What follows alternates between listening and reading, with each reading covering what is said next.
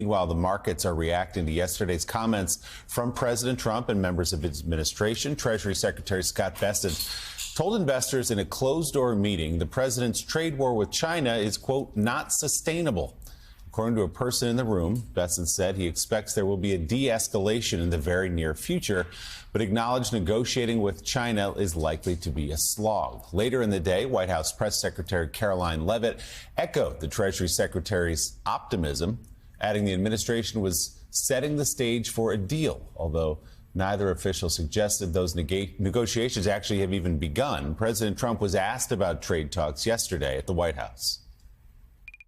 I'm not going to say, I'm going to play hardball with China. I'm going to play hardball with you, President Xi. No. We're going to be very nice. They're going to be very nice. And we'll see what happens. But ultimately, they have to make a deal. 145% is very high, and it won't be that high. It's not going to be that high. It'll come down substantially, but it won't be zero. It used to be zero. We were just destroyed. China was taking us for a ride, and just not going to have. It's not going to happen. We're going to be very good to China.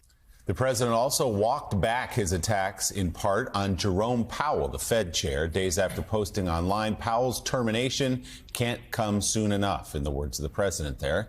Yesterday, Trump said he never was actually going to fire Powell.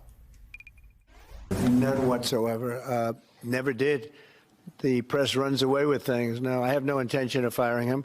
I would like to see him be a little more active in terms of his idea to lower interest rates. This is a perfect time to lower interest rates. If he doesn't, is it the end? No, it's not. But it would be good timing. It could have taken place earlier. But no, I have no intention to fire him. So, meanwhile, the White House says more than a dozen countries have brought the administration written trade proposals, and several foreign leaders are setting meetings this week to discuss potential deals. Spoke to our entire trade team this morning. There is a lot of progress being made. We now have 18 proposals on paper that have been brought to the trade team. Again, these are proposals on paper that countries have proposed to the Trump administration and to our government. You have Secretary Bessent, Secretary Lutnick, Ambassador Greer, NEC Director Hassett, and Peter Navarro, the entire trade team, meeting with 34 countries this week alone.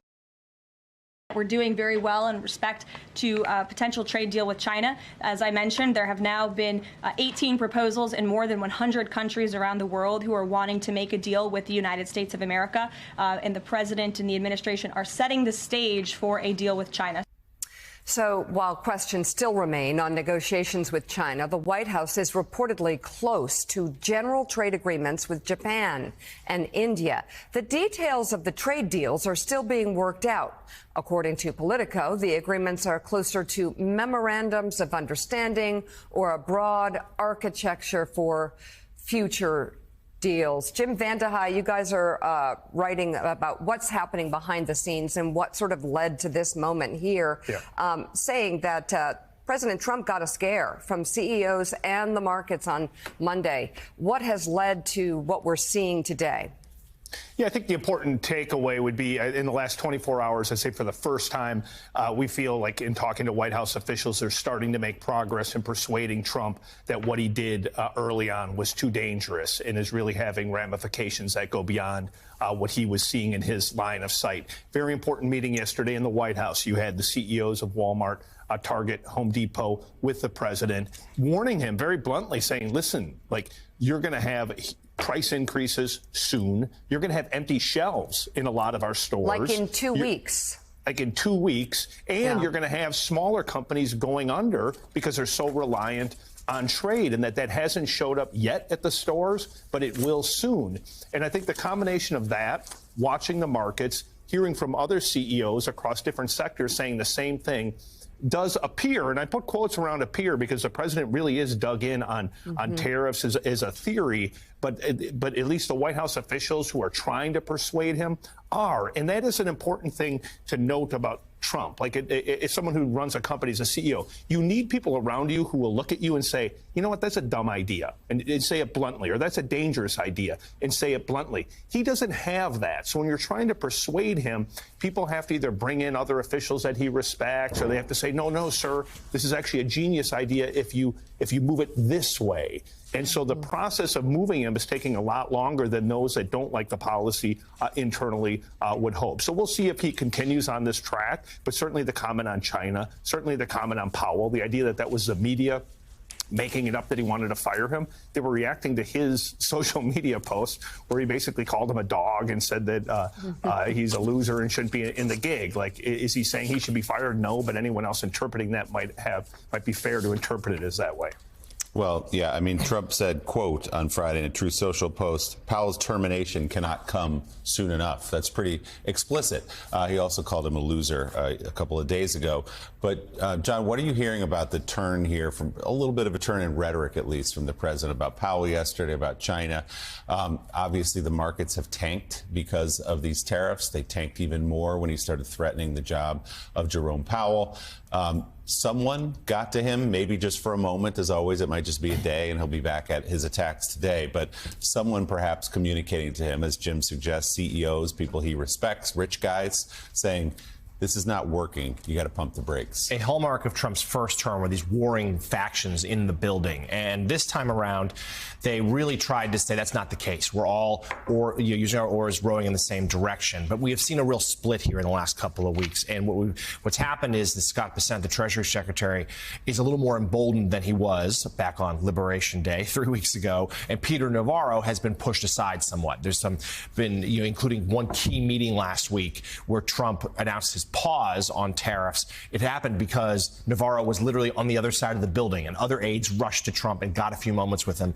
And the president still remains responsive to who's in his ear last. And that's what we saw a little bit yesterday. It's Bessent and his team. Also, as Jim notes, some CEOs warning him, like, the damage here is real. You can't be threatening to fire the head of the Fed. Let's be clear. He did.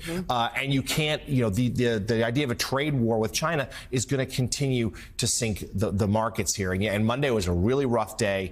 We saw this rhetoric yesterday that at least momently gives a respite to Wall Street. But, Katie, I want to go to you on this because we all know it. We say it a lot. The markets and also for other nations looking to deal with the United States, looking to have trade with the United States, what do they bank on? They want predictability. They want certainty. They want, there's some sort of sense as to we know where this is going.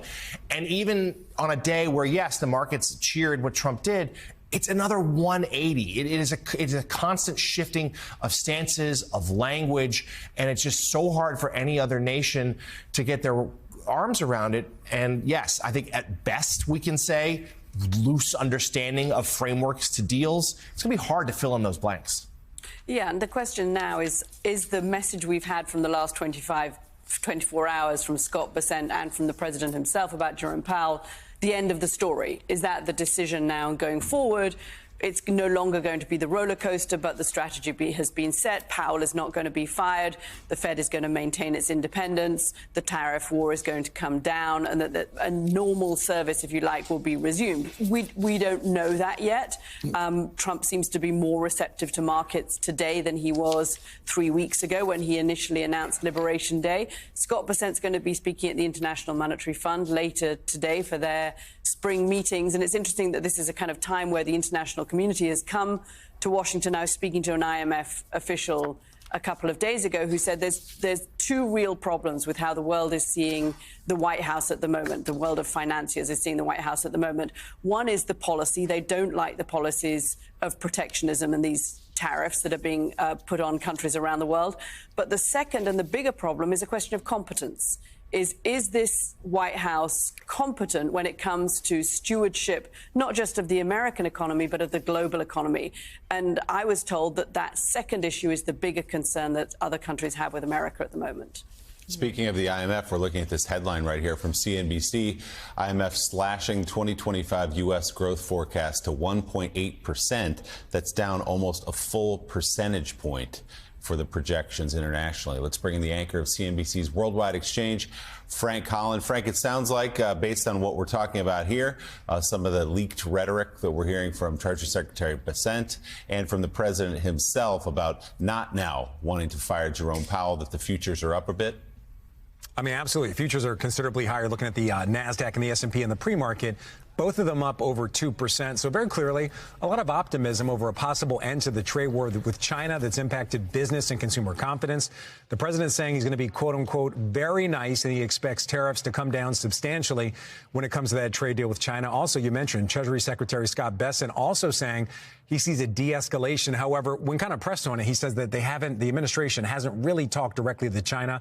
However, this morning, China's adding to the conversation, saying in part in a translated statement, the U.S. can't say it wants to reach an agreement with China, and on the other hand, keep exerting extreme pressure. So that statement, again, coming from China today, translated, I guess it's one thing you could say is positive, that there's a dialogue. I talked to a lot of trade officials. They say as long as there's a dialogue, it's positive. When there isn't any conversation, it isn't positive. But the very latest from China. And then, as you mentioned, President Trump saying he doesn't want to fire Jay Powell. We saw the market sell off on Monday on some critical comments about the Federal Reserve chair, urging him to lower rates. Also, the president getting a bit personal with Jerome Powell. Remember that Fed decision's coming up on May 7th. So the market's just kind of breathing a sigh of relief that pressure on Jerome Powell seems to be going away, at least for now, and that potentially there could be a trade deal on the way. So you mentioned the futures are higher again. S&P and the NASDAQ, both of them up over 2% in the pre-market. A number of factors. Again, the president, no plans to fire Jay Powell. China trade deal. Hopes also that Tesla shares will continue to move higher. We're going to talk a bit more about Tesla. I know you guys want to talk about it, but CEO Elon Musk saying he's going to reduce his time working with DOGE and focus more on Tesla. Tesla, a big part of the markets for both the S&P and the NASDAQ. A lot of weighting there. So that's those shares moving up about 6% higher, giving the markets a boost as well. One other thing to watch this morning. Apple and Meta, both of them fined by the EU today under the Digital Markets Act. About 500 million euros for Apple, about 200 million euros for Meta. The president has said in the past that he would possibly put tariffs on countries that penalize U.S. companies. So, again, something to watch. On my show earlier today, we spoke to a U.S. trade official. He said the trade bloc is looking to Asia to make some deals as it continues to de-risk from China as opposed to decouple from China. A lot of reports say that the White House wants the EU to decouple from China. That trade official we talked to said that's not really an option, and it's still looking to make a deal with the U.S.